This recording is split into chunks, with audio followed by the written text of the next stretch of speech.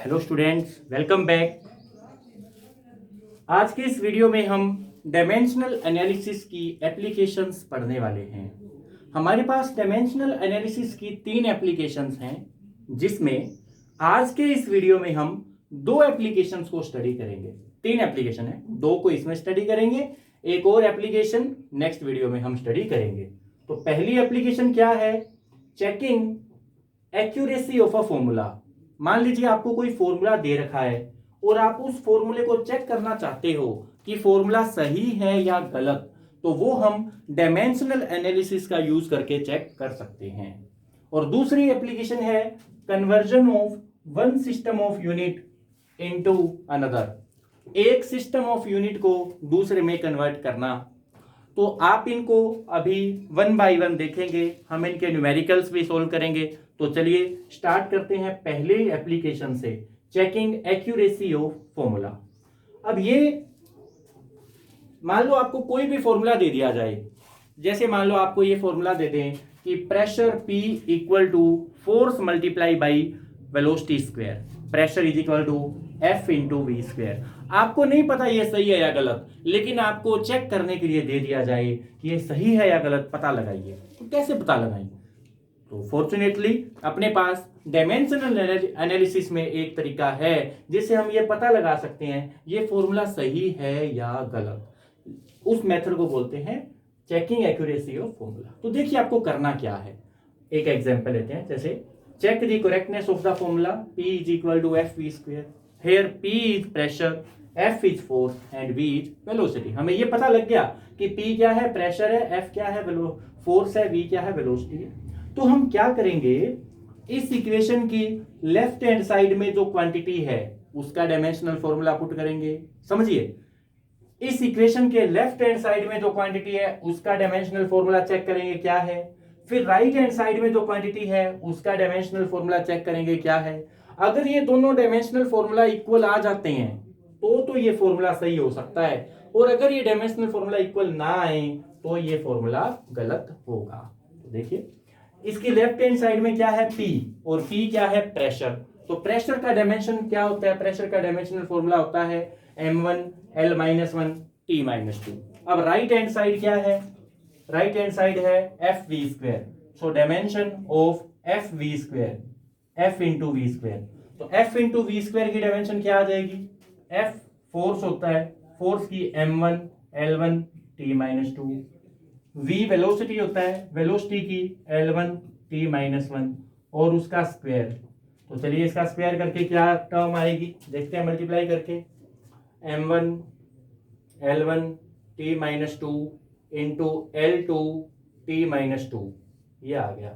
अब इसको अगर इकट्ठा करेंगे पावर्स को, L यहाँ पे 1 है, L2 है, तो ये L3 बन गया। m1 L3 m1 L3 and T-4, ये आ गया आपके पास राइट हैंड साइड में डायमेंशनल फॉर्मूला। तो लेफ्ट हैंड साइड में डायमेंशनल फॉर्मूला ये था, राइट हैंड साइड में डायमेंशनल फॉर्मूला ये है। क्या ये दोनों इक्वल हैं? ध्यान से देखिए, लेफ्ट हैंड साइड में प्रेशर का डायमेंशनल फॉर्मूला है m1 L-1 T-2।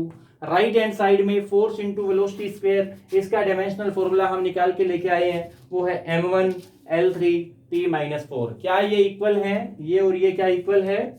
नहीं है, क्योंकि तो यहाँ पे L की पावर -1 है, यहाँ L की पावर 3 है। अब क्योंकि ये इक्वल नहीं है, इसका मतलब ये फॉर्मूला इनकरेक्ट है।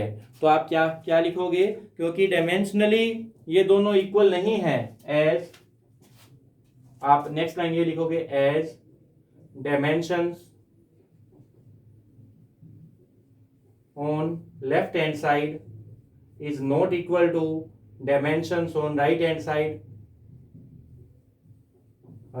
side, therefore formula is incorrect, मतलब ये फॉर्मूला सही नहीं है, ये आपका आंसर हो जाएगा। तो आपने देखा, किसी फॉर्मूले की करेक्टनेस को चेक करनी हो तो हमारे पास क्या तरीका रहेगा, उसके लेफ्ट हैंड साइड में डायमेंशनल फॉर्मूला लिखेंगे, राइट हैंड साइड में डायमेंशनल फॉर्मूला लिखेंगे, दोनों इक्वल आ जाता है तो इसका मतलब डायमेंशन फॉर्मूला सही है, इक्वल ना आए तो फॉर्मूला रॉन्ग है। चलिए कुछ और चेक करते हैं, कुछ और ऐसे फॉर्मूला हम चेक करके देखते हैं क्या वो फॉर्मूला सही है या गलत। एक फॉर्मूला और लिखता हूं, check the correctness of the formula v square minus U square equals to A S. इसकी करेक्टनेस हमें चेक करनी है। यहां पर v क्या है, u क्या है, यह भी लिख देते हैं। v square minus U square is equal to 2as। इसकी हमें करेक्टनेस चेक करनी है, फॉर्मूला सही है या गलत अभी चेक कर देंगे। Here v u v and u are velocities, v और u तो वेलोसिटीज हैं, a is acceleration, a acceleration है and s is displacement, s displacement है। ये क्वेश्चन आपको मिलेगा और आपको क्या करना है, चेक करना है क्या ये फॉर्मूला सही है या गलत, ये आपको चेक करके बताना है। तो हम क्या करेंगे, पहले लेफ्ट हैंड साइड में डायमेंशन निकालेंगे, फिर राइट हैंड साइड में डायमेंशन निकालेंगे, फिर पता लगा लेंगे सही है या गलत। चलो अभी चेक करते हैं dimensions of left hand side of equation. तो लेफ्ट हैंड साइड की डायमेंशंस क्या है, v स्क्वायर की डायमेंशन माइनस यू स्क्वायर की डायमेंशन। अब v स्क्वायर की डायमेंशन, v क्या है, वेलोसिटी, वेलोसिटी की डायमेंशन क्या होती है L1t माइनस 1, उसकी स्क्वायर माइनस u, u भी क्या है वेलोसिटी, क्योंकि ये दोनों वेलोसिटीज ही हैं, और वेलोसिटी की डायमेंशन क्या होती है L1t माइनस 1। अब इसका स्क्वायर करेंगे तो ये क्या आ जाएगा L2t minus 2 minus L2t minus 2। अब यहां एक नोट करने वाली बात है बच्चों, देखो अब आप इसको जीरो नहीं करोगे, आप ये नहीं करोगे ये से ये कट गया, क्योंकि सेम ही टर्म्स है, जब सब्ट्रैक्ट होंगी तो कट जाएंगी, ऐसा नहीं है। क्योंकि है ये क्या, वेलोसिटी के स्क्वायर में से वेलोसिटी का स्क्वायर घटाया है, तो वेलोसिटी में से वेलोसिटी घटेगी तो वेलोसिटी आएगी ना, मतलब कुछ ना कुछ तो बचा होगा, और वो क्या चीज बची होगी, वेलोसिटी का स्क्वायर। तो डायमेंशन सब्ट्रैक्ट होकर वही डायमेंशन आ जाती है। तो लेफ्ट हैंड साइड की डायमेंशन होगी L2t माइनस 2, ये हो गई dimension of left hand side. अब निकालते हैं dimensions of right hand side. Dimensions of right hand side, right hand side की डायमेंशन मतलब 2as की डायमेंशन। अब देखिए 2 की कोई डायमेंशन नहीं होती, याद करो मैंने आपको बताया था कुछ कॉन्स्टेंट्स ऐसे होते हैं जिनकी कोई डायमेंशन नहीं होती, इनमें से सारे नंबर्स की कोई डायमेंशन नहीं होती। तो 2 की कोई डायमेंशन नहीं है। ए एक्सेलरेशन, एक्सेलरेशन की dimension L1t minus 2, s displacement, displacement length है तो इसकी डायमेंशन L1। अब इसे सोल्व करते हैं, L1 ये रहा, 1 ये रहा, 1 और 1 L कितने बन गए 2, L2 और t माइनस 2, ये आ गई राइट हैंड साइड की डायमेंशन। तो देखो बच्चों क्या लेफ्ट हैंड साइड और राइट हैंड साइड की डायमेंशन इक्वल है। लेफ्ट हैंड साइड की डायमेंशन क्या है L2t minus 2, right hand side की डायमेंशन क्या है L2t माइनस 2। इसका मतलब इनकी डायमेंशंस इक्वल है, इसलिए ये फॉर्मूला करेक्ट है। तो हम क्या लिखेंगे, as dimensions of left hand side equals dimensions of right hand side, therefore formula is correct, is correct. Dimensionally, ये वर्ड आपको लिखना है, फॉर्मूला इज डायमेंशनली करेक्ट, ये फॉर्मूला डायमेंशनली करेक्ट है, सही है, डायमेंशनली करेक्ट, ये लिखना है। तो ये सॉल्यूशन इसका रहेगा।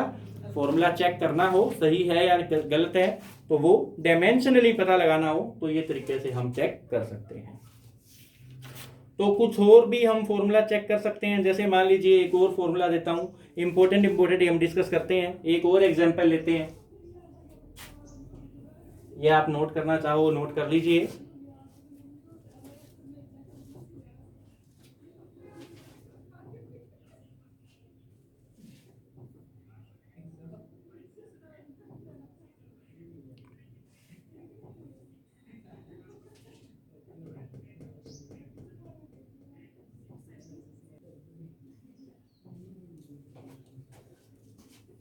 हाँ जी देखिए नेक्स्ट एक एग्जाम्पल मैंने और लिखा है, तो हम 3 एग्जाम्पल तो इसके डिस्कस कर लेते हैं कम से कम। तो तीसरा एग्जाम्पल देखिए मैंने क्या लिखा है, check the accuracy of the relation nu is equal to 1/2L और स्क्वायर रूट T/m, वेयर ये कोई फॉर्मूला दे रखा है और ये चेक करना ये फॉर्मूला सही है या गलत। यहाँ पे न्यू क्या है, new is frequency, L is length,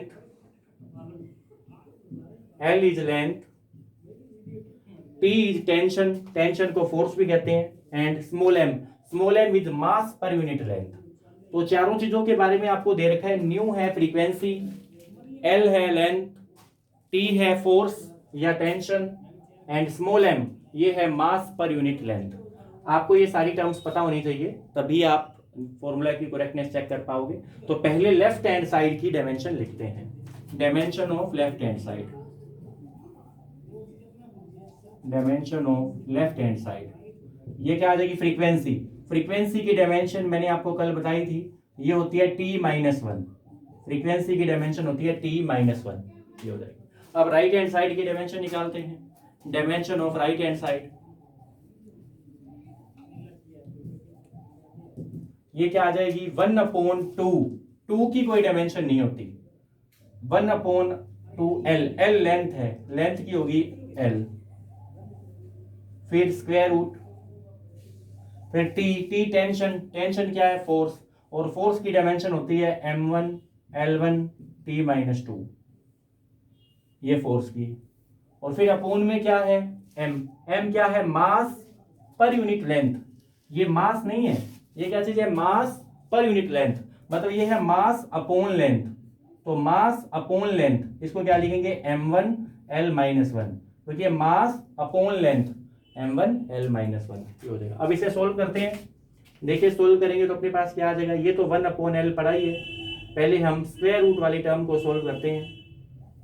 square root में ये M1 से M1 कट जाएगा, M1 से M1 कट गया, ये L1 है, ये L-1 है, ऊपर जाके L2 बन जाएगा, क्योंकि 1 में -1 ऊपर जाके +1 बन जाएगा L2 T-2 ये आ गया। अब इसे सोल्व करेंगे तो अपने पास क्या आ जाएगा, 1/L तो पढ़ा ही है, और ये जब रूट में बाहर निकालेंगे तो पावर हाफ हो जाएगी, हाफ पावर होने के बाद ये L1 बाहर आ जाएगा और T-1 बाहर आ जाएगा। अब ऊपर L1 है, नीचे L1 है, L1 से L1 कट जाएंगे और सिर्फ T-1 बच जाएगा, T-1। तो राइट हैंड साइड की डायमेंशन आ गई T-1 और यही लेफ्ट हैंड साइड की डायमेंशन थी। अब क्योंकि डायमेंशन दोनों में इक्वल है, dimension of left hand side LHS equals dimension of RHS, क्योंकि दोनों की डायमेंशन इक्वल है, देयरफॉर फॉर्मूला इज करेक्ट। ये जो फॉर्मूला लिखा है इज डायमेंशनली करेक्ट, आपको ये नाम लिखना है डायमेंशनली करेक्ट, मतलब ये जो फॉर्मूला आपने लिखा है ये डायमेंशनली करेक्ट है। मैं ये बार बार क्यों लिख रहा हूं डायमेंशनली करेक्ट, मतलब ये हमें ऐसे नहीं पता एग्जैक्टली ये फॉर्मूला सही है या गलत है, हमें नहीं पता, हो सकता है ये फॉर्मूला एग्जैक्टली तो गलत हो लेकिन डायमेंशनली करेक्ट है, मतलब डायमेंशन के हिसाब से देखें तो लेफ्ट हैंड साइड और राइट हैंड साइड की डायमेंशंस बराबर हैं, लेकिन एग्जैक्टली ये इक्वल है या नहीं है हमें नहीं पता। मैं आपको एक एग्जांपल देता हूं, सपोज करो ये फॉर्मूला एकदम सही फॉर्मूला है, लेकिन अगर हमें इसकी जगह पर यहाँ पे 2 की जगह 4 दे दिया होता तो भी तो हम 4 की तो कोई डायमेंशन होती ही नहीं है, फिर भी हम लेफ्ट हैंड साइड और राइट हैंड साइड की डायमेंशन निकाल के देखते तो इक्वली आती, क्योंकि 4 की तो कोई डायमेंशन नहीं है। एक और एग्जांपल देता हूं, सपोज कीजिए हमें यहाँ पर साइन थीटा भी दे रखा होता, मान लीजिए फॉर्मूला में यहाँ पे साइन थीटा दे रखा होता, तो भी डायमेंशंस तो लेफ्ट हैंड साइड और राइट हैंड साइड की डायमेंशंस इक्वल ही आती, क्योंकि साइन थीटा की कोई डायमेंशन होती ही नहीं है। इसीलिए जब हम डायमेंशन वाले तरीके लगाकर कोई फॉर्मूले की करेक्टनेस चेक करते हैं तो हम केवल डायमेंशनल क्वांटिटीज की का तो चेक कर पाते हैं, लेकिन डायमेंशन लेस क्वांटिटीज हैं उसके बारे में हमें कुछ नहीं पता लगता कि ये क्वांटिटी यहाँ होनी चाहिए थी या नहीं होनी चाहिए थी, तो उसके बारे में हमें कुछ भी पता नहीं लगता है। इसलिए हम एग्जैक्ट फॉर्मूले के बारे में नहीं बता पाएंगे वो फॉर्मूला सही है या नहीं है। हम ये बता सकते हैं कि डायमेंशन के हिसाब से देखो भैया लेफ्ट हैंड साइड और राइट हैंड साइड की डायमेंशन बराबर आ गई तो हो सकता है ये फॉर्मूला ठीक हो, हम एग्जैक्टली नहीं बता पाएंगे। तो ये हो गया अपने पास तीसरा एग्जांपल। आप इसे नोट करना चाहिए, चाहो तो नोट कर सकते हो, स्क्रीनशॉट लेना चाहो स्क्रीनशॉट ले लो।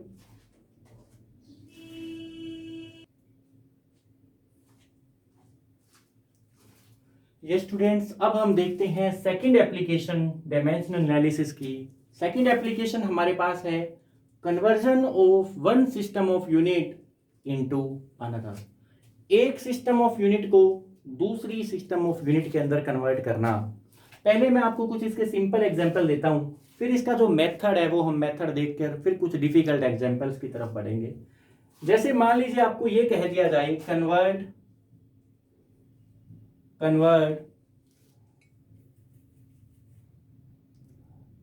20 kilometre per hour into metre per second. मान लीजिए आपको कोई स्पीड दी हुई है और वो स्पीड है 20 kilometre per our. 20 kilometre per our की कोई स्पीड है और आप इसे कन्वर्ट करना चाहते हो मीटर पर सेकेंड में। तो है तो दोनों स्पीड को हम किलोमीटर प्रति घंटा में भी माप सकते हैं और मीटर पर सेकंड में भी माप सकते हैं। आपको कन्वर्ट करने के लिए कह दिया जाए तो आप कैसे करोगे? ये बिल्कुल सिंपल सा एक तरीका है, देखिए कैसे करेंगे। सॉल्यूशन बिल्कुल आसानी से हो सकता है। ये तो स्पीड कितनी है 20 किलोमीटर पर आवर। आप क्या करो, किलोमीटर को कन्वर्ट करना है मीटर में। देखो किलोमीटर की जगह पे क्या आ जाना चाहिए मीटर। तो किलोमीटर में कितने मीटर होते हैं 1000 मीटर। ये लो किलोमीटर तो बदल गया मीटर में आ गया। अब देखो ये है पर आवर, ये आवर में दिया हुआ है घंटा और हमें चाहिए सेकंड में, तो आप वो भी पुट कर लो। एक घंटे में कितने सेकंड होते हैं 3600 सेकंड्स होते हैं, ये भी हमने पुट कर दिया। 1 आवर के अंदर कितने सेकंड्स होते हैं 3600 सेकंड्स होते हैं। देखो एक घंटे में मिनट कितने होते हैं 60। 1 hour is equal to 60 minutes. और एक मिनट में सेकंड कितने होते हैं 1 मिनट में सेकंड कितने आते हैं 60 सेकंड। तो अब आप देखो एक घंटे में सेकंड कितने हुए, एक घंटे में 1 मिनट की जगह यहाँ पे 60 सेकंड लिख देंगे। तो 1 hour is equal to 60 minute और एक मिनट में सेकंड कितने हैं 60, तो ये आ जाएगा 3600 सेकंड। तो एक घंटे में मिनट्स सेकंड्स होते हैं 3600 सेकंड्स। चलो ठीक है, इसकी पावर -1 है तो इसे सोल्व करते हैं। 20 इंटू 1000 मीटर और ये पावर -1 होने का मतलब ये डिनोमिनेटर में चला जाएगा 3600 सेकंड। अब इसे सोल्व करते हैं। 20 से 20 कट गया ये, अब अपने पास बच गया, थोड़ा और भी सिंप्लीफाई हो सकता है, ये अपने पास आ जाएगा 200/36। अगर इसको 4 पे कैंसिल करें 4 पे तो ये आ जाएगा 50/9 मीटर पर सेकंड। इससे ज्यादा कैंसिल नहीं होगा, तो ये आ गया अपने पास 50/9 मीटर पर सेकंड। इसका मतलब जो 20 किलोमीटर पर आवर है ना उसको 50 मीटर पर सेकंड भी हम लिख सकते हैं। ये बिल्कुल आसान सा तरीका अपने पास था, इसमें हमने कोई डायमेंशन का कोई मेथड नहीं यूज किया। लेकिन बच्चों यही अगर क्वेश्चन हमें डायमेंशनली सोल्व करना होता, डायमेंशनली, तो उसका जो तरीका होता वो मैं आपको अभी बताने वाला हूं। और कभी कभी आपको मुश्किल भी दे देता है कोई क्वेश्चन, आपको ये कह देगा, अभी हम आगे एग्जांपल डिस्कस करेंगे, तो पहले इसका जो मेथड है ना वो मेथड देखिए कैसे हमें वो क्वेश्चन करने होंगे। सिस्टम ऑफ यूनिट को कन्वर्ट करने का जब कभी भी क्वेश्चन आए तो आप ये मेथड अप्लाई करना जिससे सारे क्वेश्चन सोल्व हो जाएंगे। तो टॉपिक है conversion of one system of unit into other. मान लीजिए हमें कोई क्वांटिटी Q मापने के लिए दी गई, कोई क्वांटिटी है, वो क्वांटिटी हो सकता है लेंथ मापने के लिए दी गई हो सकता है वो हो एरिया, हो सकता है वो हो टेम्परेचर, कोई भी क्वांटिटी हो जाए, वो क्वांटिटी है Q और हमें वो मेजर करने के लिए दी गई। Let Q is any quantity, Q कोई क्वांटिटी है और हमारे पास दो सिस्टम ऑफ यूनिट्स हैं। याद करो मैंने एक लेक्चर में आपको सिस्टम ऑफ यूनिट्स करवाए थे, जिसके अंदर कुछ करवाए थे, जैसे एक था SI सिस्टम ऑफ यूनिट, एक था CGS सिस्टम ऑफ यूनिट, एक था MKS सिस्टम ऑफ यूनिट, एक था FPS सिस्टम ऑफ यूनिट। तो सिस्टम ऑफ यूनिट अलग अलग होते हैं और इनमें अलग अलग क्या खास बात होती है भी, जैसे किसी सिस्टम के अंदर मास को किलोग्राम में मापा जा रहा है, किसी दूसरे सिस्टम में मास को ग्राम में मापते हैं, किसी और सिस्टम के अंदर मास को पाउंड्स में मापते हैं। तो ऐसे अलग अलग सिस्टम के अंदर मास, लेंथ, टाइम, इनको मापने की अलग अलग यूनिट्स अपने पास होती हैं। तो चलो मानते हैं कि Q कोई क्वांटिटी है और उसको हमने दो अलग अलग सिस्टम में माप रखा है। एक सिस्टम ऑफ यूनिट में उसकी क्वांटिटी जो है वो है U1 और दूसरे में जो उसकी क्वांटिटी है वो है यूनिट जो है वो है U2। ठीक है, let measured value of Q in one system is in first system is N1U1। पहले सिस्टम के अंदर Q की जो वैल्यू है वो N1U1, मतलब N1 तो न्यूमेरिकल वैल्यू है और U1 यूनिट है। And in other system is, एक और सिस्टम के अंदर Q की जो वैल्यू है, and in other system is N2U2। जैसे एक एग्जांपल देता हूं, जैसे मान लो कोई फोर्स है, फोर्स एसआई सिस्टम के अंदर तो फोर्स की वैल्यू है 20 न्यूटन, और सीजीएस सिस्टम में उसकी वैल्यू कितनी है 20 इंटू 10⁵5 डाइन। तो ये दो अलग अलग सिस्टम अपने पास है। एसआई सिस्टम में उसकी वैल्यू, फोर्स की वैल्यू 20 न्यूटन, और सीजीएस सिस्टम में फोर्स की वैल्यू है 20 इंटू 10⁵5 डाइन।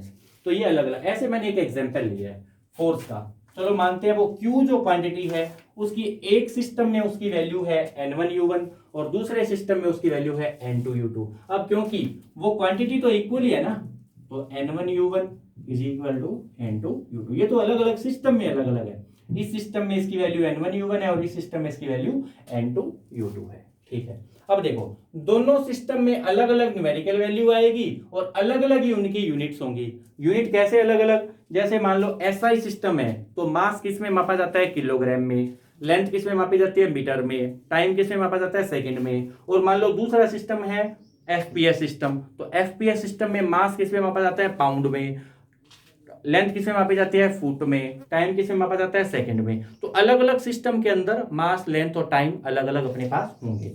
चलो ठीक है, ये इक्वेशन नंबर 1 होगी। अब देखिए, let in system, in first system, माना कि पहले सिस्टम में, in first system the unit is, मान लीजिए वो यूनिट क्या है M1 M2 M1 L1 T1। मान लो पहले सिस्टम के अंदर मास M1 है, लेंथ L1 है, टाइम T1 है। हम बाकियों की इतना यूज नहीं कर रहे, टेम्परेचर, करंट, वो इतना जरूरत नहीं पड़ती हमें, बार बार ML और T की जरूरत पड़ती है। And in second system unit is M2 L2 T2। अब ये दूसरे सिस्टम में उसकी यूनिट्स हैं, मतलब मास, लेंथ और टाइम की जो यूनिट्स हैं वो है M1 L1 T1 और वहां पे M2 L2 T2। अब देखो, जब कोई यूनिट तैयार होती है तो यूनिट, ये तो मैंने ये लिखा है कि मास इसमें L1 होगा, लेंथ L1 होगी, टाइम T1 होगा। दूसरे सिस्टम में मास M2 होगा, लेंथ L2 होगी, टाइम T2 होगा। लेकिन जब यूनिट तैयार करते हैं तब उसमें तो कुछ ना कुछ पावर आती है ना। जैसे एक एग्जांपल देखो, आपको फोर्स की यूनिट बताई थी मैंने, तो फोर्स की यूनिट मैंने आपको ये बताई किलोग्राम मीटर पर सेकंड स्क्वायर। तो उनकी कोई ना कोई पावर भी होती है, किलोग्राम की पावर 1, मीटर की पावर 1, सेकंड की पावर -2। जैसे प्रेशर की यूनिट होती है किलोग्राम M-1 S-2।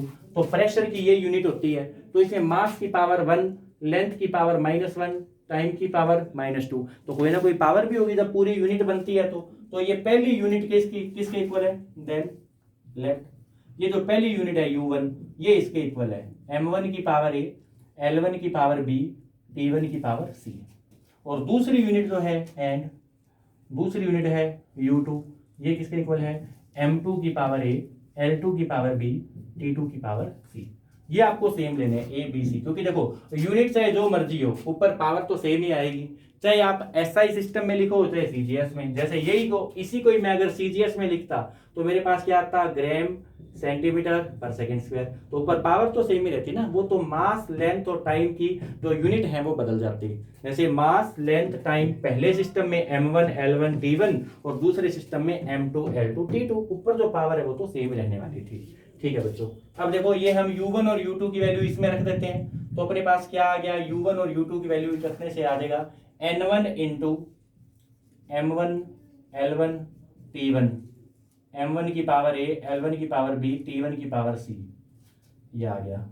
और राइट साइड में N2 इंटू, ये वैल्यू पुट कर दो, M2 L2 T2, M1 की पावर A, L2 की पावर B, T2 की पावर C, ये दोनों अपने पास इक्वल आ गए। ठीक है बच्चों, अब देखो ये इक्वेशन आपके पास मेन इक्वेशन है, ये इक्वेशन आपको अप्लाई करनी है हर इसके न्यूमेरिकल के अंदर। जब कभी भी सिस्टम कन्वर्ट करना आ जाए तो आप ये इक्वेशन ध्यान रखोगे और इसके अकॉर्डिंग क्वेश्चन सोल्व करोगे। आप इसे नोट करना चाहो नोट कर लीजिए, स्क्रीनशॉट लेना है स्क्रीनशॉट ले लो। अब हम इसके एक न्यूमेरिकल करेंगे ताकि उससे आपको टॉपिक समझ आ जाएगा अच्छे से।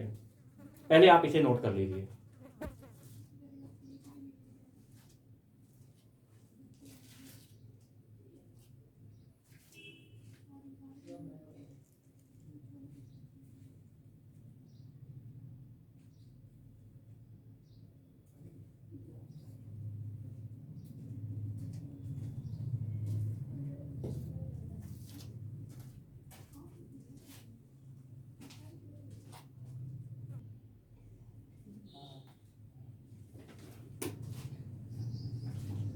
आइए अब इस टॉपिक का एक न्यूमेरिकल सोल्व करते हैं, कन्वर्जन ऑफ यूनिट का।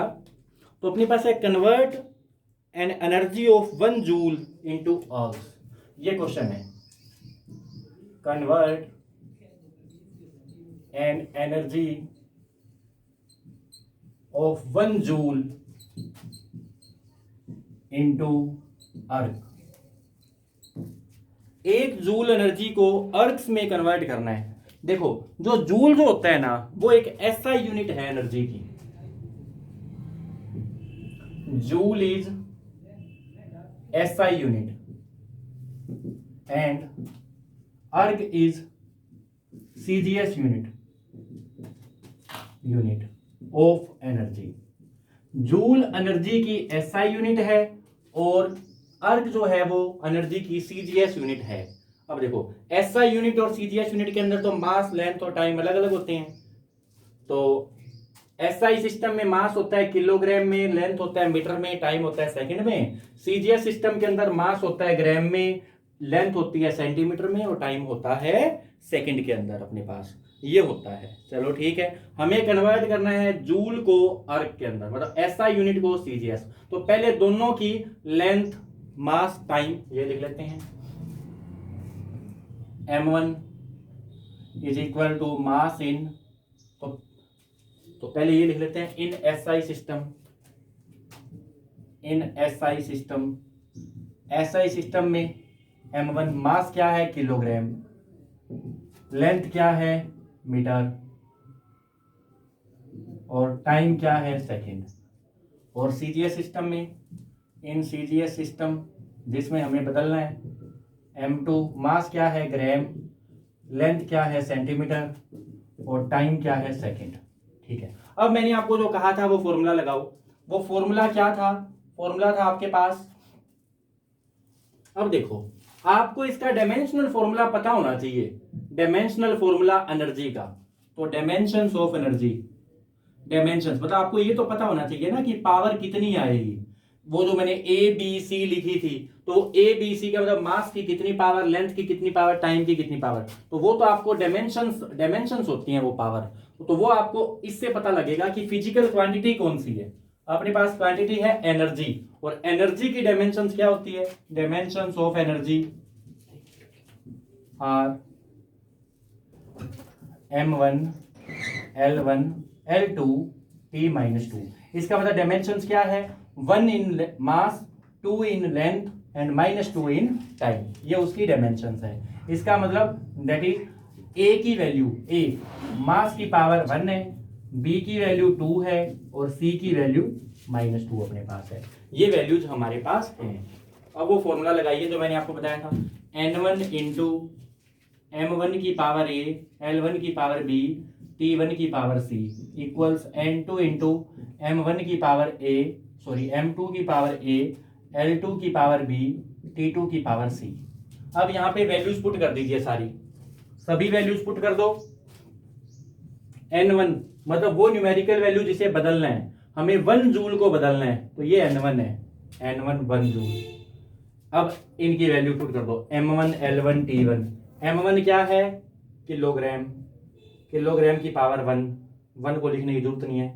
L1 क्या है? मीटर, मीटर की पावर 1, मीटर की पावर 2 ये देखो ये L2, तो मीटर की पावर 2 और टाइम की पावर -2 इक्वल N2। N2 तो हमें निकालना ही है कि कितने अर्ग होंगे, N2 हमें निकालना है, इसकी वैल्यू पुट कर दो। M2 M2 M2 क्या है, ग्राम। L2 है सेंटीमीटर और पावर 2, क्योंकि पावर तो 2 है, ये डायमेंशन फॉर्मूला से पता लगी, और टाइम सेकंड में, ये अपने पास आ गया। अब इसे सोल्व करके N2 की वैल्यू निकाल लीजिए। ये लो मैं यहां सोल्व करता हूं इसको, N2 की वैल्यू निकालने के लिए। N2 कितना आ जाएगा, 1 किलोग्राम मीटर स्क्वायर पर second square upon gram centimetre square पर सेकंड स्क्वायर। 1 तो ये वाला 1, और N2 की वैल्यू यहां से आ जाएगी 1 इंटू, अब किलोग्राम में कितने ग्राम होते हैं, 1000, मीटर में कितने सेंटीमीटर होते हैं, 100, और उसका स्क्वायर भी है। सेकंड स्क्वायर से सेकंड स्क्वायर कट ही जाएगा, ये तो सेम ही था। ऐसे डिनोमिनेटर में ग्राम सेंटीमीटर स्क्वायर पढ़ाई है। अब देखो ये ग्राम से ग्राम कट गया। अब इसका 100 का स्क्वायर करेंगे तो आपके पास आ जाएगा 10,000, तो ये आ गया 1000 इंटू 100 का स्क्वायर करेंगे तो 10,000 इंटू सेंटीमीटर स्क्वायर, फिर सेंटीमीटर स्क्वायर से सेंटीमीटर स्क्वायर कट जाएगा। तो N2 की वैल्यू आपके पास आ गई 1 2 3 4 5 6 7 10⁻⁷। N2 की वैल्यू आपके पास आ गई 10⁻⁷। तो इससे हम क्या लिखेंगे, 1 joule is equal to N2 की वैल्यू आ गई 10⁻⁷ अर्ग्स। सो 1 जूल इज इक्वल टू 10⁻⁷ अर्ग्स, ये वैल्यू आपके पास आ जाएगी। तो आप इसे नोट कर लीजिए।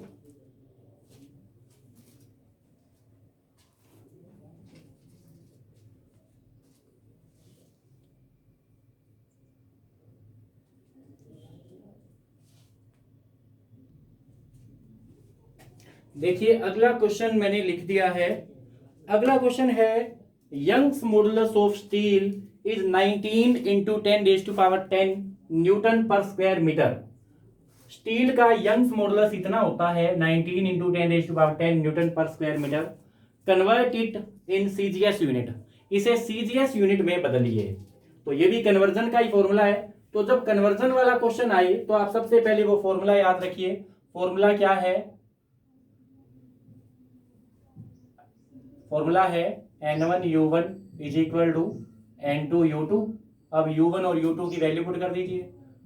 U1 क्या है, M1 L1 T-1 इनकी पावर ABC, और इधर U2 की वैल्यू पुट कर दीजिए M2 L2 T2 और इनकी पावर ABC।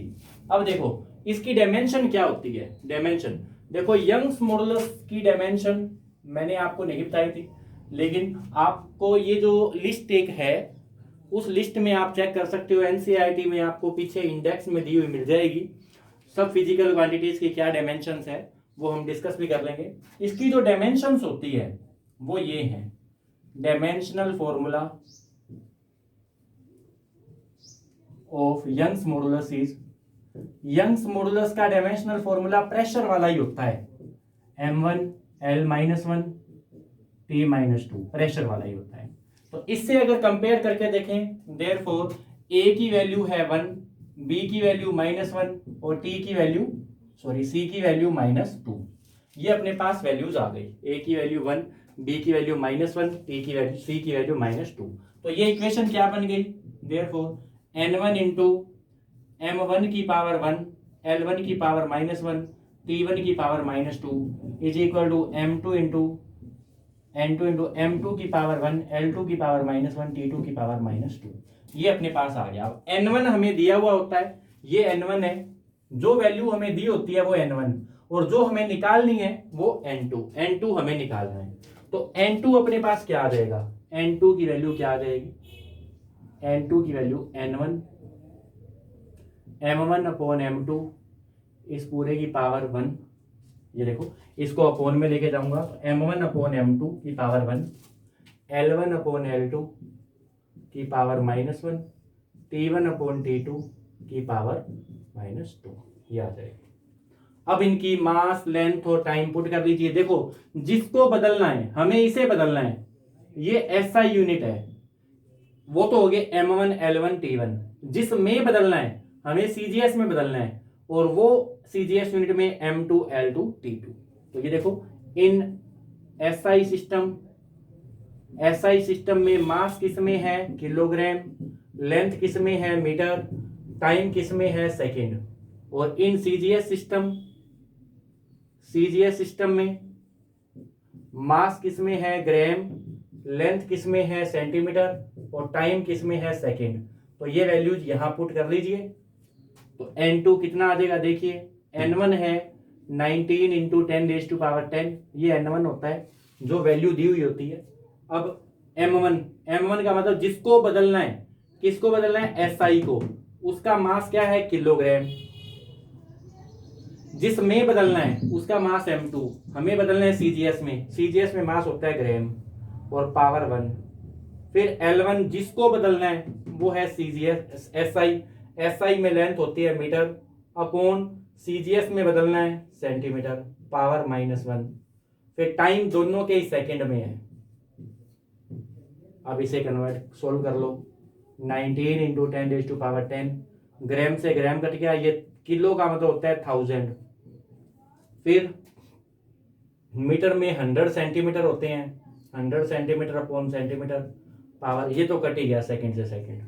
इसे सोल्व करें तो 19 इंटू 10⁻10, ये तो हो गया 1000, और ये सेंटीमीटर से सेंटीमीटर कट गया, ये 100 की पावर -1 है तो ये 1/100 हो जाएगा। फिर ये 2 0 से 2 0 कैंसिल हो जाएगी, ये आ जाएगा 19 इंटू 10⁻11। ये N2 आ गया, N2 आ गया 19 इंटू 10⁻11। बस आपके पास आंसर आ गया। आंसर क्या है कि ये जो सिस्टम में CGS सिस्टम में कितनी वैल्यू आएगी, CGS में आएगी 19 इंटू 10⁻11 CGS यूनिट्स। ये आपके पास आंसर है, 19 इंटू 10⁻11 CGS यूनिट्स। ये आंसर आपके पास हो जाएगा। तो आंसर आप कैसे लिखोगे, आंसर इस तरीके से लिख दो कि 19 into 10⁻10 newton per square metre is equal to 19 into 10⁻11 जो वो आया है CGS यूनिट्स। बस ये आंसर आप लिख दो। अगर आपको CGS यूनिट पता है तो लिख भी सकते हो, आप चाहो तो ये लिख दो, चाहो तो ये लिख दो 19 इंटू 10⁻11, क्योंकि देखो न्यूटन का CGS यूनिट होती है डायन और मीटर की CGS यूनिट होती है सेंटीमीटर, तो आप ये भी लिख सकते हो डायन पर सेंटीमीटर स्क्वायर। इन दोनों में से आप जो मर्जी आंसर लिख दो, दोनों ही करेक्ट होंगे, इसमें कोई गलत नहीं है। चाहे तो आप ऐसे लिख दो 19 इंटू 10⁻11 CGS यूनिट्स, चाहे CGS यूनिट आपको पता है तो वो वैल्यू पुट भी कर सकते हो। तो इसे आप नोट कर लीजिए।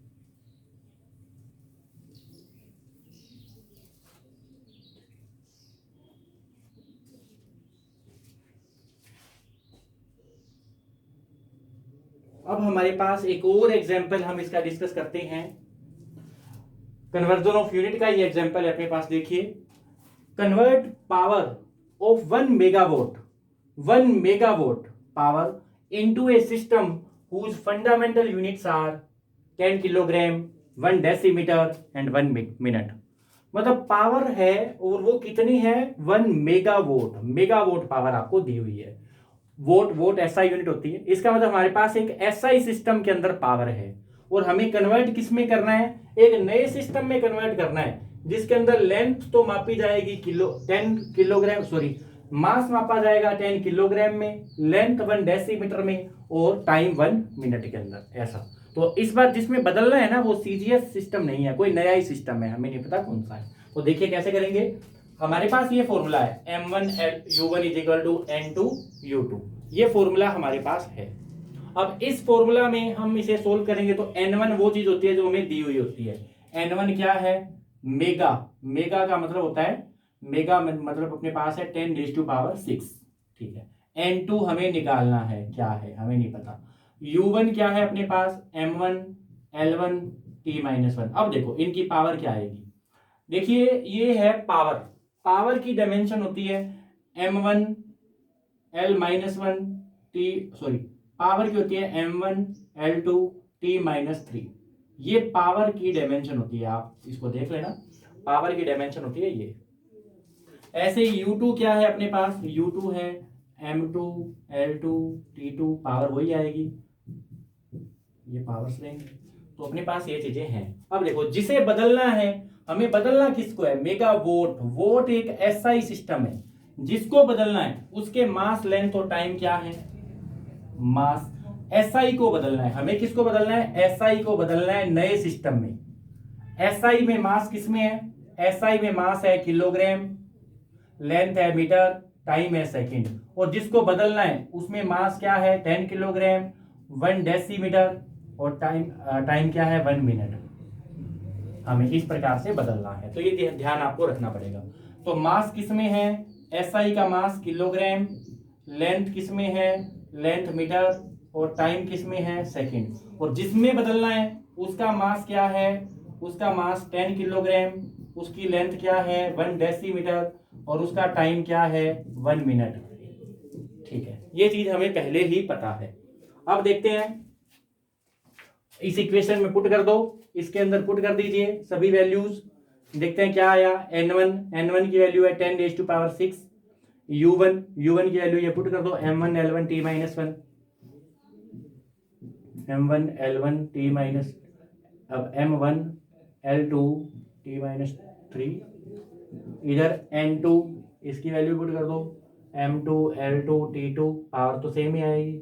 ये पावर किससे पता लग रहा है, डायमेंशनल फॉर्मूला से, इसलिए मैंने सबसे पहले ही पावर का डायमेंशनल फॉर्मूला आपको याद होना ही चाहिए।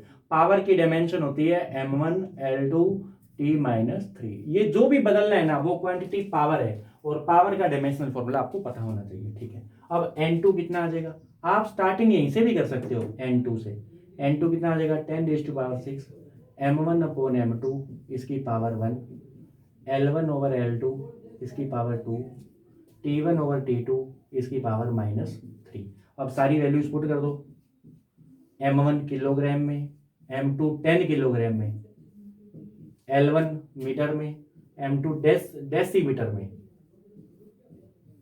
टाइम 1 सेकेंड में, और ये वाला 1 मिनट में। ये वैल्यूज पुट कर दी।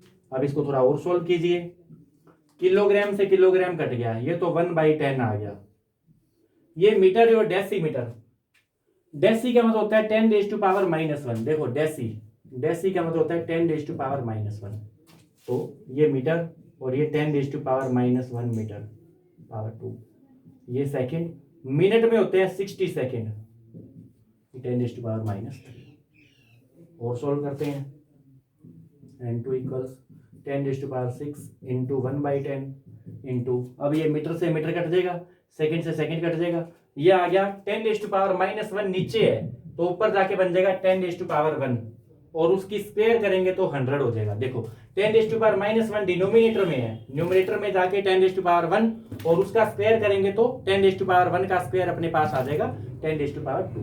ऐसे ये 1/60 डिनोमिनेटर में है, और हमें इसकी पावर -3 करनी है, तो वो ऊपर जाके 60 की क्यूब बन जाएगी, 60 इंटू 60 इंटू 60, ऐसे 60 की पावर -3, तो ऊपर ले जाऊंगा 1/60 की पावर -3 है, तो 60 की पावर 3 बन जाएगी। अब इसे सोल्व कर लो, 1 0 से 1 0 कैंसिल हो गया, तो ये कितना आ गया 6 6 36 को मल्टीप्लाई करेंगे 216, और जीरो कितने 1 2 3 4 इंटू 10⁻6, 10⁻10, क्योंकि 4 तो ये रही, 1 2 3 4 और 6 ये रही, तो अपने पास क्या आ गया, तो ये पावर जो है 1 megawatt power, 1 megawatt is equal to 216 into 10⁻10 new units. अब हमें वो नई यूनिट्स क्या है हमें नहीं पता, तो हम यही लिख देंगे, ये आपके पास आंसर हो जाएगा इस क्वेश्चन का। तो देखो कोई भी आपके पास क्वेश्चन आए कन्वर्जन का, तो आपको क्या देखना है, कौन सी क्वांटिटी को बदलना है, पहले ये ढूंढो कौन सी क्वांटिटी को बदलना है पावर को, तो उसका डायमेंशनल फॉर्मूला पहले ही लिख लो। ताकि आपको उसकी डायमेंशंस पता हो, मतलब एम एल टी की पावर क्या आएंगी, एम की पावर 1, एल की पावर 2, टी की पावर -3। फिर अब आप क्या करो, किसे बदलना है, मेगा वोट, वोट ऐसा यूनिट है जिसे बदलना है वो हो गए m1 l1 t1, तो उसके मास लेंथ टाइम आपको पता होना चाहिए। फिर ये देखो किस में बदलना है, किस में, नए सिस्टम में बदलना है, और उसके m l और t क्या है, उनको m2 l2 t2 कह लो, तो उसके m 10 किलोग्राम, l डेसीमीटर और t मिनट उसमें बदल लो। और फिर ये फॉर्मूला है ही आपके पास, ये फॉर्मूला पुट कर लो, n1 इंटू जो मैंने शुरू में फॉर्मूला बताया था आप उसमें पुट कर सकते हो। ये फॉर्मूला आप बार बार अप्लाई कर सकते हो सभी क्वेश्चंस में, डायरेक्ट इसमें ही रख लिया करो, m1 बाई m2 की power a, l1 by l2 की power b, t1 by t2 की पावर c, डायरेक्ट इसमें पुट करके भी हम सॉल्व कर सकते हैं। तो ये फॉर्मूला भी आप याद रख सकते हो डायरेक्टली। तो ये था बच्चों, हमने दो एप्लीकेशंस पढ़ी, दो एप्लीकेशंस डायमेंशनल एनालिसिस की। एक एप्लीकेशन पढ़ी हमने कि फॉर्मूला को चेक करना है कि फॉर्मूला ठीक है या गलत है डायमेंशनली, और दूसरी एप्लीकेशन पढ़ी किसी सिस्टम ऑफ यूनिट को दूसरे सिस्टम ऑफ यूनिट के अंदर कन्वर्ट करना। इसकी एक और एप्लीकेशन है, बहुत ही इंपॉर्टेंट है, फॉर्मूला ड्राइव करना, वो हम नेक्स्ट वीडियो के अंदर स्टडी करेंगे। Thank you.